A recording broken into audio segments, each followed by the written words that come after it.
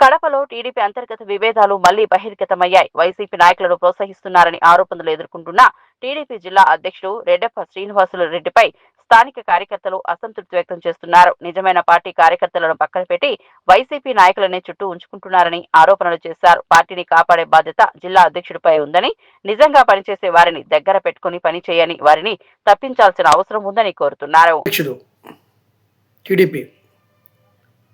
రెడ్డిప్ప గారు శ్రీనివాసరెడ్డి గారు ఒక ప్రెస్ మీట్లో మాట్లాడుతూ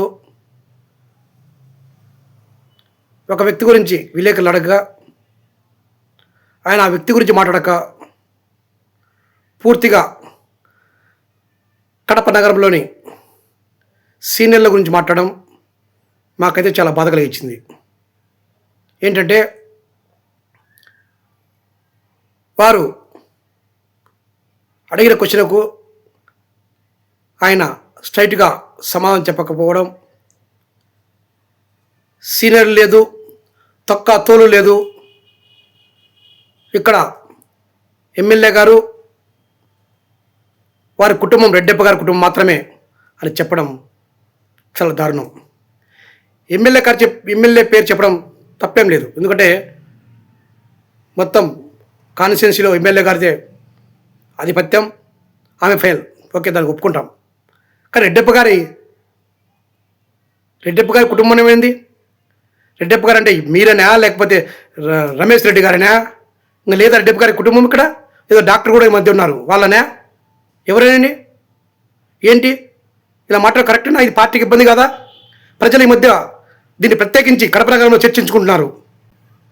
ఏమయ్యా మమ్మల్ని చూసినా కూడా తొక్క లేదు, తో లేదు, మీకేముంది మాట్లాడటం? ఇప్పటికే చాలా కడప నగరంలో చాలా పార్టీకి ఇబ్బంది జరిగింది. ఇక మీదటైనా మీరు దాన్ని వెనక్కి తీసుకోవాల్సిందిగా కోరుచున్నాము. అదేవిధంగా పార్టీలో ఎప్పుడు పార్టీకి ఓట్లు ఇవ్వని వాళ్ళకి ఈరోజు పదవులు ఇవ్వడం చాలా దారుణం. వాళ్ళు అగ్రస్థానంలో పెట్టడం అంటే మీకు మంచి అనిపిస్తుంది, కానీ ప్రజలు, నగర ప్రజలు ఏమంటున్నారు ఒక్కసారి ఆలోచించండి. నగర ప్రజలు ఈరోజు ఏమయ్యా కనీసం ఎలక్షన్లో ఓట్లు వేయలేదు, వాళ్ళు మిమ్మల్ని అడిగే స్థాయికి ఎదిగారు అంటే వాళ్ళు మమ్మల్ని ఓట్లు వేసి అడిగే స్థాయికి అంటే ఎంత దారుణం అండి. ఎవరు ఉండాలి వెనుక? వీళ్ళు మాట్లాడతాను వెనుక ఎట్లా ఎంత ధైర్యంగా మారుతున్నారు వాళ్ళు? ఎవరిది ధైర్యం ఇది? ఎవరిచ్చారు వాళ్ళకి ధైర్యం? ఎప్పుడేసారు ఓట్లు వాళ్ళు? ఎప్పుడు పార్టీ జెండా పట్టారు? గత 5 సంవత్సరాలు ఎప్పుడే జెండా పట్టారా? వారు వచ్చి మమ్మల్ని సీనియర్లు అనే దమ్ము ధైర్యం వాళ్ళకి ఎట్లా వచ్చింది? పార్టీని వాళ్ళు గతంలో 2014 కూడా తెలుగుదేశం పార్టీకి వచ్చారు, సంపాదించుకొని వెళ్ళిపోయారు వైసీపీ వారు. మళ్ళీ కూడా ఇప్పుడు ఏ పద్ధతిలో వచ్చారో వారు పంపించారో లేదు మనం తెచ్చుకున్నామో ఏం అర్థం కాని పరిస్థితిలో కడప నగర ప్రజలు కన్ఫ్యూజ్లో ఉండి ఇదేమి కర్మ ఈ కడపకని ప్రతి ఒక్కరు అడుగుతున్నారండి.